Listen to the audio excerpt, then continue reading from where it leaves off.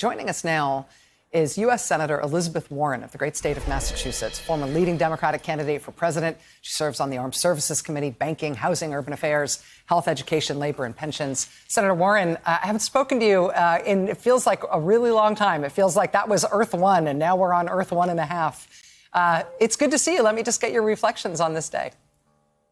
Oh, what a day. So here we sit tonight, and we have a decent man as president of the United States, one who believes in the competency of government and will be on the side of the people. We have a terrific woman for vice president of the United States. And what also happened at noon today is that we have a majority now of Democrats in the Senate and the House, and we have a fabulous poet laureate. You know, I'm a 10 out of 10 tonight. What is your take? What do you think about the initial actions and implicit statements of the new administration? And by that, I mean not just what President Biden signed today in those initial executive orders, but also what he spent the transition lining up. How do you, as a leading progressive in the Democratic Party and in the U.S. Senate, feel about his staffing decisions, his hires, his initial policy signals?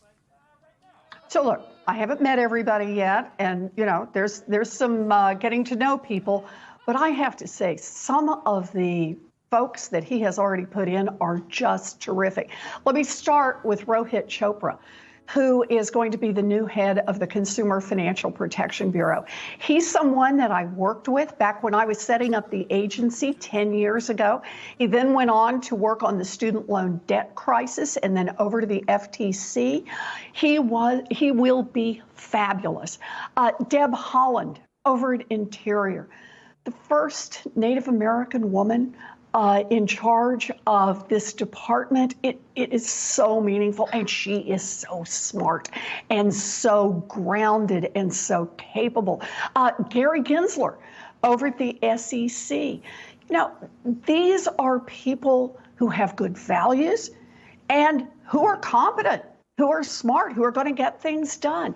And this means the president is going to be in a good place to tackle the two problems he's got to tear straight into, and that's COVID and the economy. So right now, I think we're heading in the right direction. I feel, as an observer of Democratic politics and as an observer of the sort of consolidation that happened around Biden and Harris's candidacy, particularly once Harris was named his running mate, I don't feel like there's a lot of internecine war happening in the Democratic Party right now. I feel like there will be constructive argument on policy matters. I think that you and other progressives will push for things to be more progressive, and other moderates will push for things to be more moderate.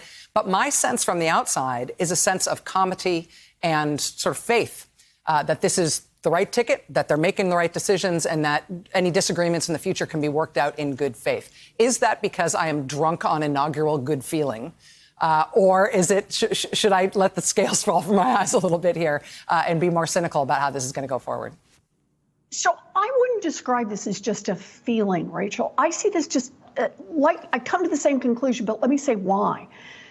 We have to deliver as Democrats. We have to deliver because people are hurting. We have to deliver because we are in the middle of a pandemic, because we are in the middle of an economic crisis, because we are in the middle of a racial reckoning of historic proportions. We got people to turn out.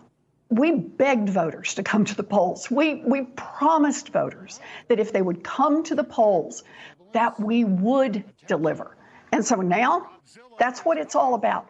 So when you hear Democrats talking to each other, like you said, there may be places we disagree a little here and there. But the point is, it's what can we deliver? And here's the key for somebody like me. Remember that what we fight for as progressives is also really popular stuff. It's things like canceling student loan debt, increasing Social Security. It's about housing and health care and the things that help create opportunity in this country, not just for a handful of folks at the top, but help create opportunity for everyone. So I'm excited about what we can do together. Senator, let me ask my colleague Joy Reid to jump in here. She's here with me. We're in different studios, but we're all here together. Joy, go ahead.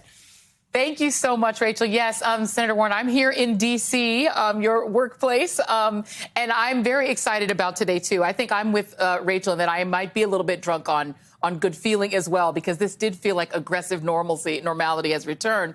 But to be practical, you know, since you are the senator with a plan and you always have really great sort of specific ideas about how to make structural change, and I'm wondering if you could get one policy on the table right now to deal with the fact that during this COVID nightmare, we've had a handful of billionaires make incredible, exorbitant amounts of money in the midst of this nightmare, and the rest of the country start to just drop, and people are really, really hurting, and the inequality has just exploded. If you could get one policy on the table right now and get it through that 50-50 Senate and have Kamala Harris hit that button and make it happen, what do you think would help the most? Wealth tax. A 2-cent tax on the top 0.1% in this country. And I'll tell you why. It's not only about putting just a modest tax on these giant fortunes, it's about the revenue that produces then to build opportunity throughout our economy. With that 2 cents, we could provide universal child care and universal preschool and raise the wages of every child care worker and preschool teacher in America. We could put money into K-12. We could make post-high school education, 2-year college, 4-year college, technical school tuition free. We could cancel a huge amount of the student loan debt. We could deal with the disparities that COVID has shown us, ones that have forced us to have to look head on to it. You know, look at what's happened during this crisis. While the bottom quarter in America has gone down, down, down, did you see the recent data out of the Fed that for lower income families that is 20%? Think about that. And at that same moment, we've seen the top 1% in this crisis get richer than ever before. They have made hundreds of billions of dollars. That's why we call this the K-shaped recovery. The top has gone up and others have gone down, and we have a chance to repair that. We have a chance to make this a country that works, not just for that top that's going up, but to create opportunity for everyone else as well. We could do this. Senator Elizabeth Warren of Massachusetts, a former leading Democratic candidate for president. Senator, I know you have lots of options on a big night like this, and you haven't been doing tons of interviews recently. We've been trying to get you. We're really happy to have you here tonight. Thanks for taking the time. Thank you. It's good to be with you on a night like this. Indeed.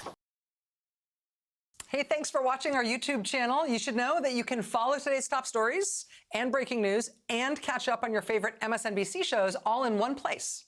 Download the NBC News app today.